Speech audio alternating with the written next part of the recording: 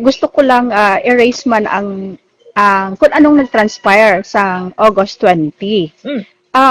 Basic namon nga balinaga na nag-explain ang syudad kun nga since ang cell number 4 wala CC Mm. hasta sa cell number 5.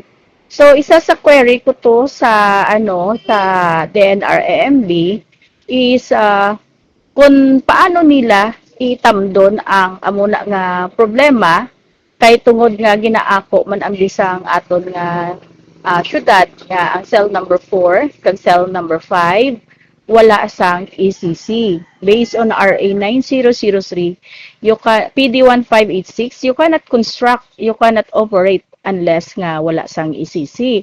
So, amo na ang mayor ko nga pamangkot gidya sa DNR-AMB.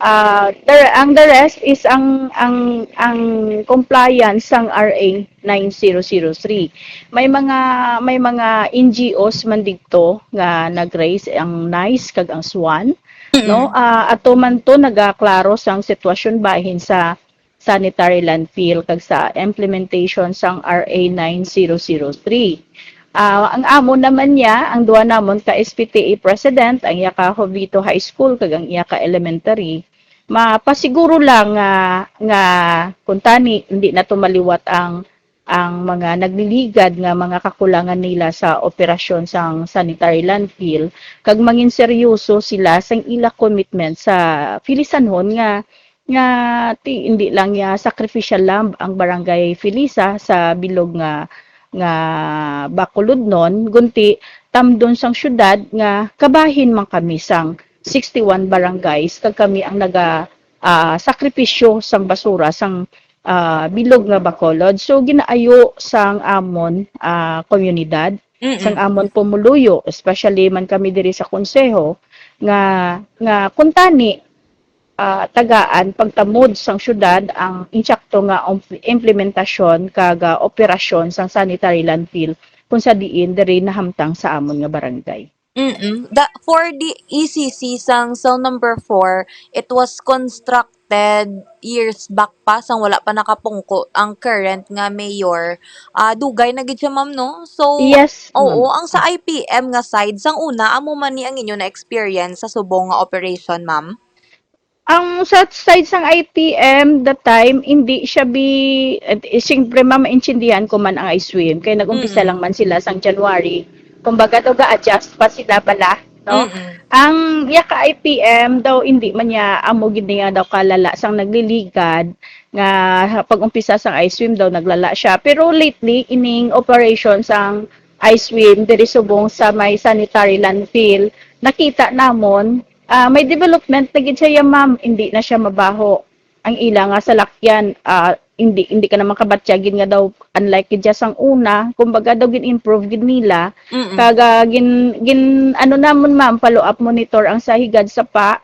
So far wala naman may nagalik nga nga taga sang basura.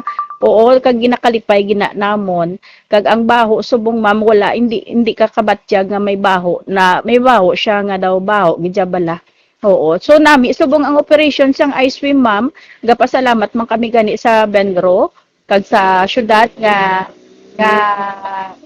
sa amon nga pagreklamo natagaan nila igtulupangod kag may mga preventive measure naman sila nga ginahimo kag gina-correct naman nila ma'am kung ano ang mga kakulangan nila sang nagliligad. Amo man lang na iyang ginaayo namon diri sa barangay Filisang hindi man kami maapektuhan kag gusto ko man i-update no ang nagligad si Councilor Homer Baez ari diri para magbisita para kung paano i-reroute ang kaisa na sa ayo sang amon nga Filisanon, especially ang sa proper, nga kung pwede, nga hindi na lang mag-agi dito ang basura, ang dump truck, ang dump truck hauler nila, pakadto sa landfill, instead i-reroute. So, nagligad, ari diri si Councilor Homer Baez para nga maglantaw kung i-reroute, diin gid bala maagi. Dako nami, man bala ma'am kay gina-actionan man sang syudad, especially kay Mayor Greg, nga physically hindi man siya present pero mabatyagan mo ang mga legworking niya sa dalom para lang makomply kag mahatag ang sabat sang ginapangayo sang taga Filisa. Okay, so ang gusto nyo lang gid subong ma'am is mangin compliant lang gid ang syudad kag assurance nga tayuyon man ang amuning operation subong para hindi ka mo apektado kagawad.